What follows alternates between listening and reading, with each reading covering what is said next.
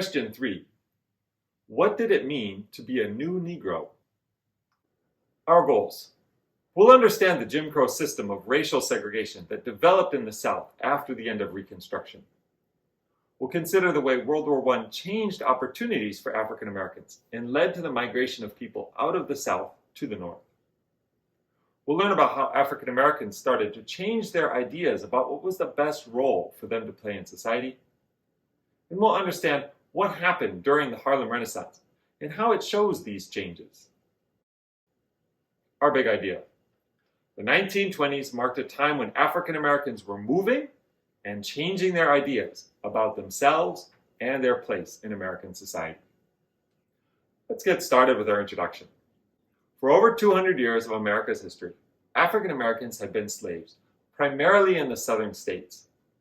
In the 1860s, slavery ended with the Civil War, but the position of African Americans at the bottom of the social order did not change much, despite the best efforts of reform-minded Reconstructionists.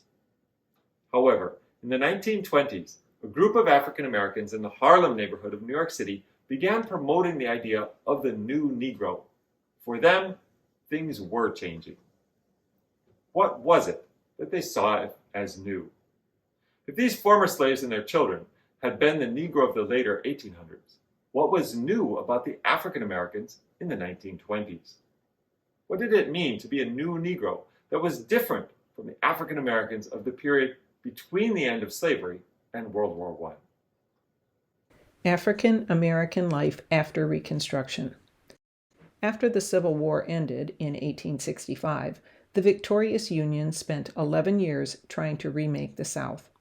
Although 3 constitutional amendments were passed ending slavery, granting citizenship to former slaves, and legally giving voting rights to all men, the era of Reconstruction is often seen as a failed effort to change the culture of the South. As many historians have said, the North won the war but lost the peace. After the end of Reconstruction in 1877, with the passage of new constitutions, Southern states adopted provisions that caused disenfranchisement of large portions of their populations by skirting constitutional protections. While their voter registration requirements applied to all citizens, in practice, they disenfranchised most blacks. Democratic state legislatures passed Jim Crow laws to assert white supremacy, establish racial segregation in public facilities, and treat blacks as second-class citizens. The landmark court decision in Plessy versus Ferguson in 1896 held that separate but equal facilities, as on railroad cars, were constitutional. Thus were born segregated public schools. For the National Democratic Party, the alignment after Reconstruction resulted in a powerful southern region that was useful for congressional clout. Virginian Woodrow Wilson, one of 2 Democrats elected to the presidency between Abraham Lincoln and Franklin D. Roosevelt, was the first Southerner elected after 1856. He benefited from the disenfranchisement of blacks and the crippling of the Republican Party in the South. The Niagara Movement. Born into slavery in Virginia in 1856, Booker T. Washington became an influential African American leader in the era after Reconstruction. In 1881, he became the first principal for the Tuskegee Normal and Industrial Institute, better known as the Tuskegee Institute in Alabama, a position he held until he died in 1915. Tuskegee was an all-black normal school, an old term for a teacher's college, teaching African Americans a curriculum geared towards practical skills such as cooking, farming, and housekeeping. Graduates would then travel through the South, teaching new farming and industrial techniques to rural communities. Washington extolled the school's graduates to focus on the black community's self-improvement and prove that they were productive members of society, something whites had often doubted was possible. In a speech delivered at the Cotton States and International Exposition in Atlanta in 1895, which was meant to promote the economy of the South, Washington proposed what came to be known as the Atlanta Compromise. Speaking to a racially mixed audience, Washington called upon African Americans to work diligently for their own uplift and prosperity rather than preoccupy themselves with political and civil rights. Their success and hard work, he implied, would eventually convince Southern whites to grant these rights.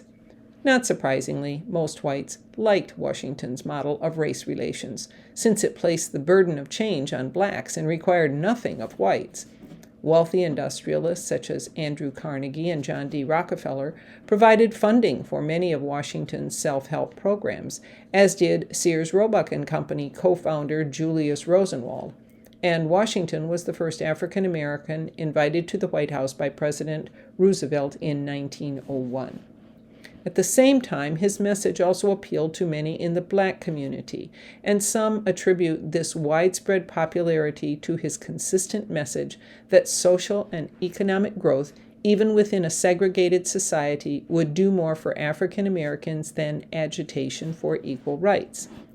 Yet many African Americans disagreed with Washington's approach, much in the same manner that Alice Paul felt the pace of the struggle for women's rights was moving too slowly under the NAWSA. Some within the African community felt that immediate agitation for the rights guaranteed under the 13th, 14th, and 15th Amendments, established during the immediate aftermath of the Civil War, was necessary.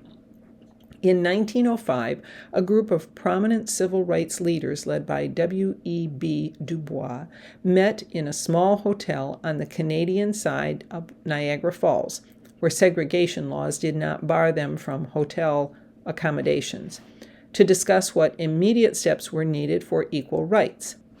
Du Bois, a professor at the all-black Atlanta University and the first African American with a doctorate from Harvard, emerged as the prominent spokesperson for what would later be dubbed the Niagara Movement.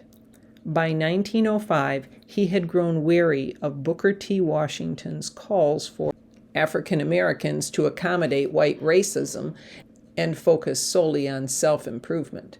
Du Bois and others alongside him wished to carve a more direct path towards equality that drew on the political leadership and litigation skills of the black educated elite, which he termed the talented 10th. At the meeting, Du Bois led the others in drafting the Declaration of Principles, which called for immediate political, economic, and social equality for African Americans. These rights included universal suffrage, compulsory education, and the elimination of the convict lease system in which tens of thousands of blacks had endured slavery-like conditions in southern road construction, mines, prisons, and penal farms since the end of Reconstruction. Within a year, Niagara chapters had sprung up in 21 states across the country. By 1908, internal fights over the role of women in the fight for African American equal rights lessened the interest in the Niagara movement. However, the movement laid the groundwork for the creation of the National Association for the Advancement of Colored People, NAACP, founded in 1909 to fight for African American rights in the courts. Du Bois served as the influential director of publications for the NAACP from its inception until 1933. As the editor of the journal The Crisis, Du Bois had a platform to express his views on a variety of issues facing African Americans in the later Progressive era, as well as during World War I and its aftermath. In both Washington and Du Bois, African Americans found leaders to push forward the fight for their place in the new century, each with a very different strategy. Both men cultivated ground for a new generation of African American spokespeople and leaders who would then pave the road to the modern civil rights movement after World War II. The Great Migration. Between the end of the Civil War and the beginning of the Great Depression in 1929, nearly 2 million African Americans fled the rural South to seek new opportunities elsewhere. The vast majority of these internal migrants moved to the cities of the industrial North during World War I. New York, Chicago, Philadelphia, St. Louis, Detroit, Pittsburgh, Cleveland, and Indianapolis were the primary destinations for these African Americans.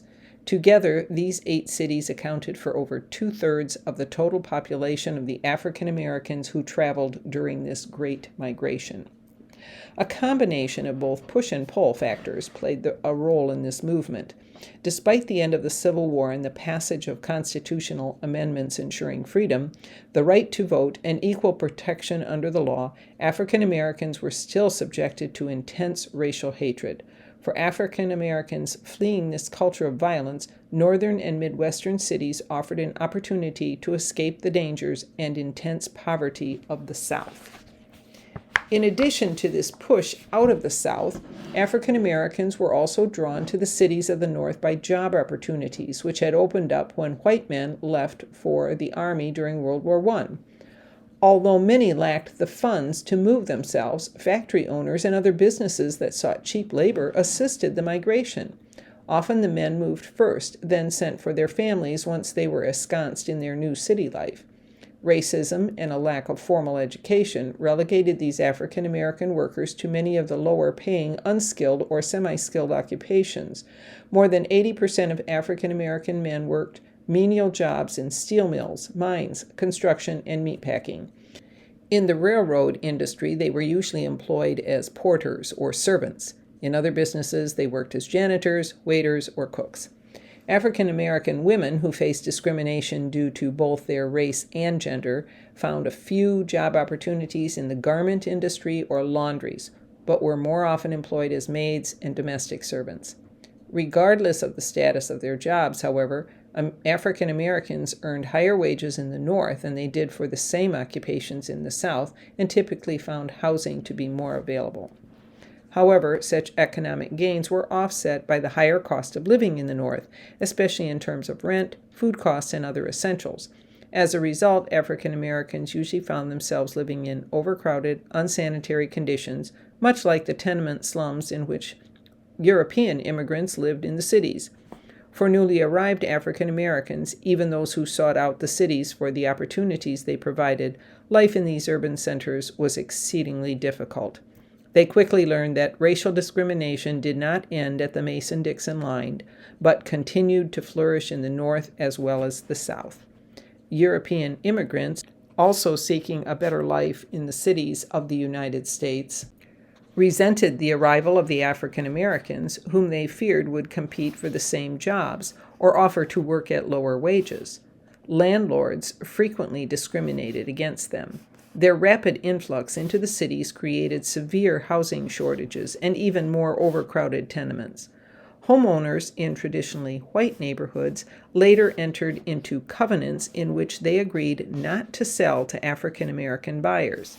Some bankers practiced mortgage discrimination, later known as redlining, in order to deny home loans to qualified buyers who wanted to buy houses in white neighborhoods, indicated on a map with a red line. Such pervasive discrimination led to a concentration of African Americans in some of the worst slum areas of most major metropolitan cities, a problem that persists today. The Harlem Renaissance. Beginning in the early 1900s, the neighborhood of Harlem on the island of Manhattan in New York City became home to a growing African American middle class. In 1910, a large block along 135th Street and Fifth Avenue was purchased by various African American realtors and a church group.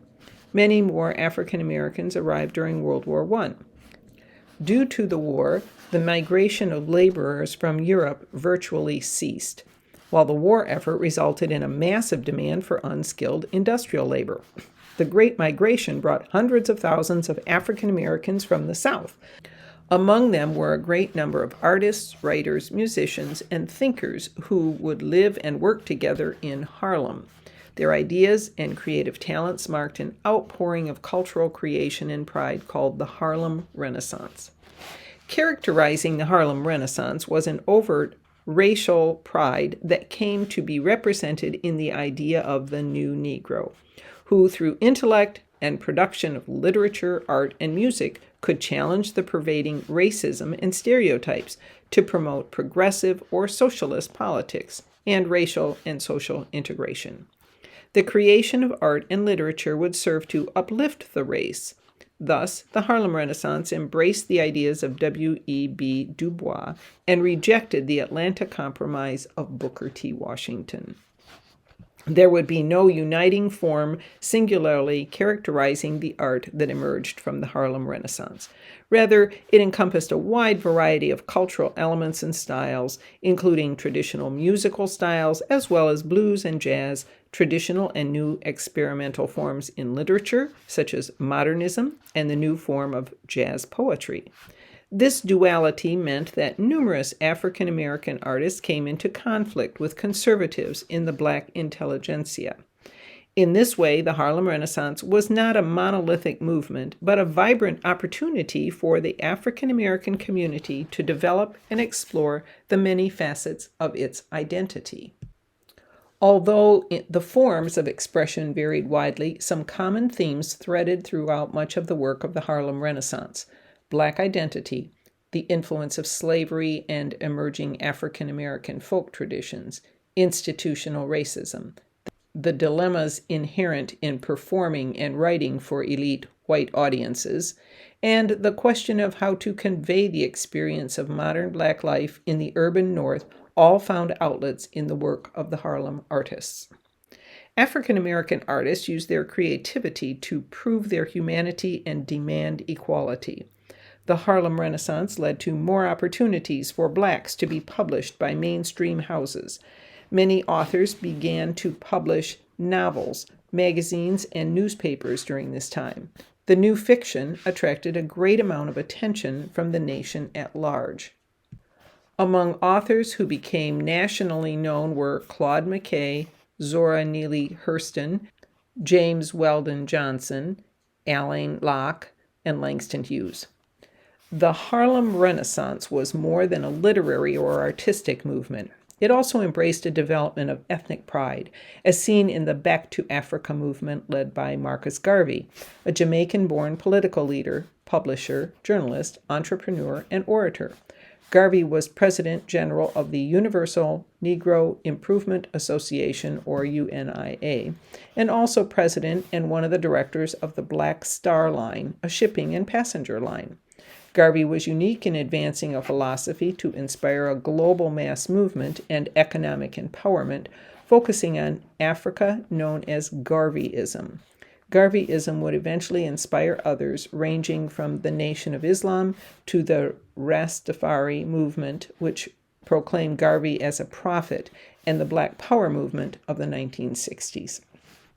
At the same time, a different expression of ethnic pride, promoted by W.E.B. Du Bois, introduced the notion of the talented tenth, the African Americans who were fortunate enough to inherit money or property or obtain a college degree during the transition from Reconstruction to the Jim Crow period of the early 20th century. According to Du Bois, these talented tenth were considered the finest examples of the worth of Black Americans as a response to the rampant racism of the period. Du Bois did not assign any particular leadership to the talented tenth, but in his writings he held them up as a model to be emulated. The artists and writers of the Harlem Renaissance rested primarily on a support system of Black patrons, Black-owned businesses, and publications, rather than on support from wealthy whites. Among the most notable of these was Sarah Breedlove, better known as Madam C.J. Walker.